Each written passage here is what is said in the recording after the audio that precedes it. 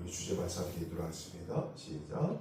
5,000명을 먹이신. 한번 더 시작. 5,000명을 먹이신. 아멘. 신약성경에요, 사복음서 전체를 통해서 예수님이 행하신 기사와 이적은 아마 30가지가 넘을 것입니다. 그런데 5,000명을 먹을 수 있었던 이 오병이어의 기적은 사복음서 모두에 기록되어 있습니다. 그만큼 이 오병이어의 기적은 많은 제자들에게 인상 깊은 사건이었어요. 그러니까 사복음서 모두에 이 기적이 다 나오는 거죠. 더구나 5,000명을 먹이신 이 기적은 그 어떤 사건보다도 많은 군중들에게 깊은 인상을 주었습니다. 예수님과 그의 제자들은 몹시 피곤해 있었습니다. 그래서 예수님은 그 군중들을 다 돌려보내고 잠시 휴식을 취하려 하셨습니다. 오고 가는 사람들 때문에 예수님은 피곤하셨습니다. 사람을 대하는 일보다 피곤한 일은 없을 것입니다. 예수님도 사람은 반드시 휴식해야 한다는 사실을 알고 있었습니다. 오늘처럼 세상이 소란하고 복잡해지기 전에도 예수님께서는 7일 중에 하루는 하나님을 경배하고 영혼의 안식을 얻으라 라고 말씀하셨습니다. 그래서 일찍이 어거스틴은요, 이런 기도를 드린 적이 있습니다. 하나님이여, 내 영혼을 세상에 속한 복잡함에서 구원하시어 주님 날개 그늘 밑에 품어주옵소서. 그만큼 쉼이라는 게 중요한 거죠. 쉰다는 것이 너무너무 중요한 거예요. 우리 인간에게는 육신적인 휴식과 영혼의 안식이 꼭 필요합니다. 그러므로 주일에 예배를 드리는 시간을 가지는 것이 사실 우리 육신과 영혼에 얼마나 큰 축복이 되는지 모르는 것입니다. 그러나 지금의 현대인들은 육신과 영혼이 다 지쳐 있기 때문입니다. 예수님이 사람들을 다 돌려보내고 좀 쉬시기 위해서 제자들과 함께 갈릴리 바다를 건너가셨는데, 거기에도 벌써 예수님이 오신다는 소문이 나서 사람들이 모여들고 있었습니다. 예수님은 피곤한 몸이 쉴 시간도 없게 됐는데 그 많은 사람들을 보았을 때에 불쌍히 여기셨습니다. 예수님은 그들이 욕을 하셨고 그들을 돕고 싶은 마음이 생기셨습니다. 사실 많은 사람들이 예수님을 따르게 된 이유도 여기에 있다고 생각합니다. 예수님께서 큰 기적을 행할 능력이 있었고 그 어느 누구도 하지 못하는 말씀을 하신다는 사실을 알고 있었습니다. 예수님 사람들을 같이 가르치셨고 또 그들의 병을 고쳐주셨고 그들의 영혼을 새롭게 변화시켜 주셨습니다. 그러나 시간이 지나 육신의 양식이 필요할 때가 왔습니다. 예수님의 영혼에만 관심을 가지고 있으신 것이 아니라 우리의 육신에도 관심을 가지고 계십니다. 우리에게 가르쳐 주신 기도 주기도문 문구 가운데도요, 우리에게 일용할 양식을 주옵시고라는 기도 제목이 있습니다. 그래서 우리의 매일매일의 육신적인 생활에도 주님의 놀라운 능력을 채워 주시기를 기도하는 것을 의미합니다. 많은 무리가 굶주릴 때 제자들은 사람들을 다 돌려보내고 각자 먹고 오도록 하자고 하셨습니다. 그럴 수밖에 없는 것이 사람들은 5,000명이 넘게 모였는데 제자들에게는 음식도 없을 뿐 아니라 그들을 다 대접할 만한 재정적인 형편도 되지 못했기 때문입니다. 그러나 제자들이 미처 생각하지 못한 것이 있었습니다. 그들은 이 많은 사람들을 먹이기 위해서는 굉장히 많은 식량이 필요하다는 것을 잘 알고 있었습니다. 예수님의 능력은 잊어버리고 있었습니다. 사람의 힘으로는 할 수 없을 때 하나님의 아들은 하실 수 있는 것입니다. 사람들은 모여들었지만 먹을 것이 없었습니다. 그러나 예수님이 굶주린 사람들을 돌려보내라고 말씀하셨습니까? 그렇지 않았습니다. 본문에 보면 귀한 교훈이 있습니다.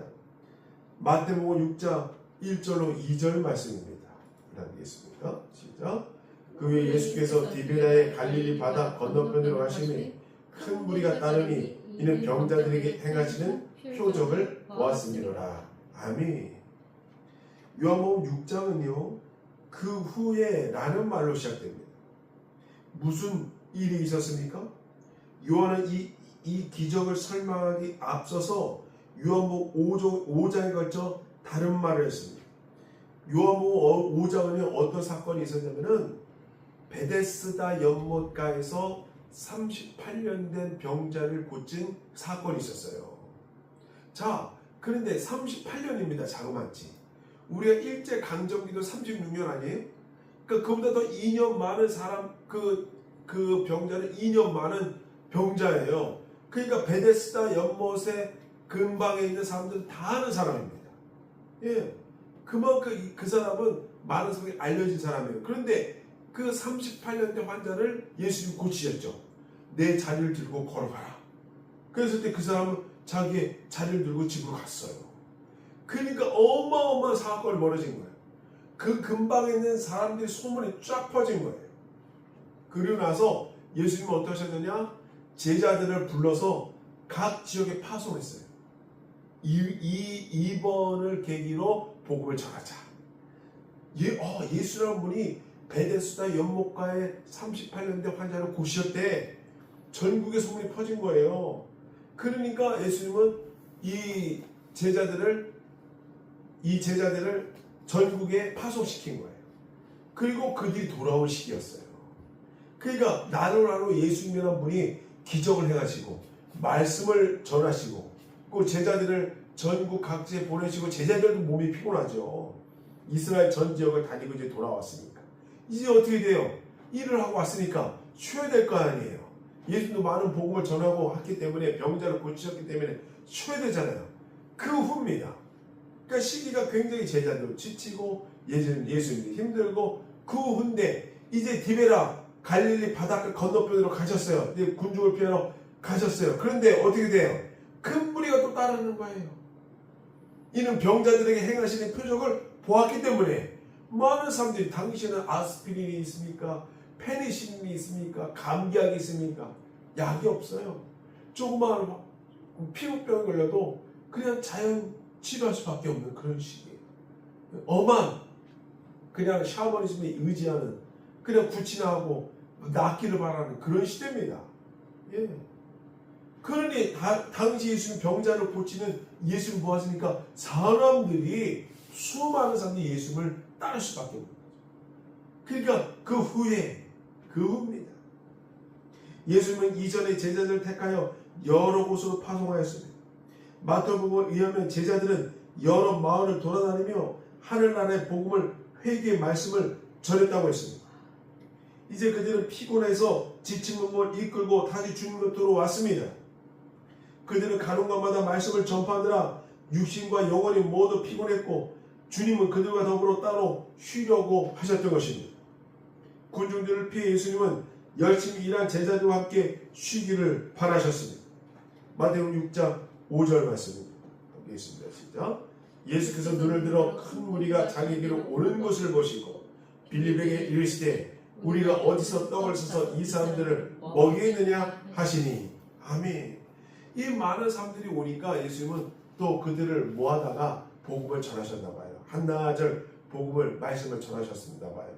많은 사람들이 복음을 듣고 은혜가 충만했을 것입니다. 자, 영혼은 은혜가 충만한데 자, 육신이 어떻게 돼요? 시간이 지나니까 때가 되니까 어떻게 돼요? 배가 고파지잖아요. 인간인지라 먹을 것이 있어야 되는 거 아닙니까? 그러니까 다 하는 거죠. 예수께서 눈을 들어 큰 무리가 자기에게 오는 것을 보시고 빌립에게 이르시되 우리가 어디서 떡을 사서 이 사람을 먹이겠느냐? 피곤하고 지쳐서 쉬기를 바라셨지만 예수님께서 보니 수많은 사람들이 예수님께 몰려들고 있었습니다. 그래서 10절 말씀 보면 그 수가 5,000명이라고 했습니다. 근데 마태복음 14장에 보면 여자와 아이를 뺀 숫자가 5,000이라고 했어요. 여자와 아이를 뺀 숫자가 5,000이라는 것은 합치면 몇 명이에요? 10,000명이 넘을 거라는 거예요. 그들은 먹을 것이 아무것도 없는데 산 중턱에 모였습니다. 그들은 밥때가 되어 배가 고팠습니다만 근처에 사 먹을 만한 10,000명이 사 먹을 식당이 어디 있습니까? 지금도 없죠. 지금도 그만한 식당이 어디 있습니까? 그때 상황은 도저히 어떻게 할 수가 없는 상황입니다. 예수님은 그때 제자들을 시험하셨습니다. 빌립은 돈을 맡고 있는 회계가 아니었습니다. 회계는 그 당시 가론 유다였습니다. 근데 왜 빌립에게 이렇게 물어봤습니까? 여기에 대한 대답은 다음 절에 있습니다. 요한복음 6장 6절 말씀입니다. 읽겠습니다. 시작. 이렇게 말씀하시면 친히 어떻게 하실지를 아시고 빌립을 시험하고자 하십니다. 아멘. 예수님이 시험하는 분이에요. 하나님을 시험하지 않는다 아닙니다. 하나님은 우리를 시험하는 분이에요. 너가 어떻게 할까? 하나님은 우리를 항상 시험하고 있습니다. 네? 우리는 선택을 잘 해야 되는 거예요. 그래서 우리는 성경을 잘 알아야 돼요. 하나님의 시험 때 올라왔을 때 우리 성경을 알아야 시험을 통과하죠. 네. 예수님은 빌립을 시험하고자 부르시는 거예요. 이 많은 사람이 10,000명이나 되는 사람이 찾아왔는데 너는 어떻게 가서 먹을 것을 주겠느냐 물었어요. 예수는 우리 각자가 체험을 통해서 배우게 하고자 하십니다. 예수는 빌립의 신앙을 알아보기를 원하셨습니다. 빌립이 나를 온전히 믿을 만큼 많이 배웠을까? 건널 수 없는 강에 가려 놓였을 때 그는 과연 어떤 선택을 할까? 사실 빌립이라는 사람은 눈으로 모든 것을 직접 보고 손으로 만져봐야 직성이 풀리는 사람이에요. 어디서 떡을 사서 이 사람들이 먹게 하겠느냐라는 주님이 물으셨을 때 빌립은 각 사람에게 조금씩 먹게 할지라도 200데나리온의 떡이 부족할 것입니다 라고 부정적인 대답을 했습니다. 예수님께서는 어디서 떡을 구할 것인가 물었을 때 그는 돈이 얼마나 부족한지를 얘기한 것입니다. 빌립은 아주 현실적인 사람이었으며 그렇게 대답했습니다. 빌립은 주위의 상황과 문제의 심각성만 보았지 하나님의 권능이 얼마나 큰지를 미처 깨닫지 못했던 것입니다. 어떤 일이 벌어졌을 때 할 수 없는 일에만 신경을 쓰지 할 수 있는 일이 무엇인지를 찾기 어렵습니다. 대개 사람들이 그랬죠. 공경만 쳐다보죠. 어려움만 바라보죠. 그러니까 어떻게 할까 어려움만 바라보는 거예요. 마태복음 6장 9절 말씀입니다. 함께 있습니다. 시작. 여기에 한 아이가 있어 보리떡 5개와 물고기 2마리를 가지고 있나이다. 그러나 그것이 이 많은 사람들에게 얼마나 되겠사옵나이까. 아멘. 베드로의 형제 안드레가 이런 말을 했습니다. 우리는 이 소년의 이름도 모릅니다. 그러나 그는 주님께서 보리떡 5덩이와 생선 2마리를 원하실 때 주님께 온전히 드렸습니다. 역사는 여기서부터 시작이 되는 것입니다. 예수님이 이 보리떡 5덩이와 생선 2마리를 가지고 하나님께 감사의 기도를 드린 다음에 보리떡과 생선을 나눠주시기 시작하는 것입니다. 그리고 5,000명이 넘는 사람들이 배불리 먹고 남은 것이 몇 광주리요? 12광주리가 넘었다고 했어요. 예수님 참 대단하시죠. 버릴 것이 없게 하라. 예수님은 참 환경주의자예요. 예, 버리는 것이 없게 하라. 얼마나 성격이 깔끔하세요. 예, 땅에 버리는 것이 없이 다 모아라. 이런 기적은 하나님을 온전히 의지하는 사람들에게는 언제나 계속 일어난다는 사실을 아시기 바랍니다. 우리 전생을 통해서 이런 기적이 반복될 줄 아시기 바랍니다. 지금도 반복되고 있어요. 우리가 원하는 것이 무엇이든지 또는 우리의 삶의 환경이 너무 어려워서 건널 수 없는 깊은 강에 놓여져 우리 앞에 가로막힌다 할지라도 주님은 바로 그것을 통해서 하나님의 살아계심을 깊게 깨닫게 하시는 줄 부림을 아시기 바랍니다. 이 예수님이에요. 우리 어려움에 닥쳤을 때 오병이어로 정말 엄청난 스토리를 만드시는 거죠. 그러니까 제자들이 충격을 먹은 거죠. 그러니까 사복음서에 이 기적이 다 행해져 있는 거예요. 써져 있는 거예요.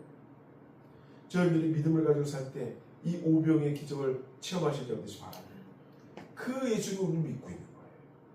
그 기적을 행하시는 하나님을 우리는 믿고 있는 거예요. 얼마나 귀합니까? 우리 인생도 이 오병의 기적을 우리가 얼마든지 체험하며 경험할 수 있다는 사실을 아시길 바랍니다. 이 시간에 기도하기 바랍니다. 주님, 나에게도 당시의 오병의 기적을 체험할 수 있는 은혜를 허락해 주옵소서. 어려움에만 함몰되는 것이 아니라 주님을 바라보면서 주님의 시각으로 보리떡 5개와 물고기 2마리를 주님께 드릴 수 있는 제가 되게 도와주옵소서. 기도하시는 저희 되시 바랍니다. 저 주어만 해주시고 함께 기도하시겠습니다. 주여 주님 감사합니다.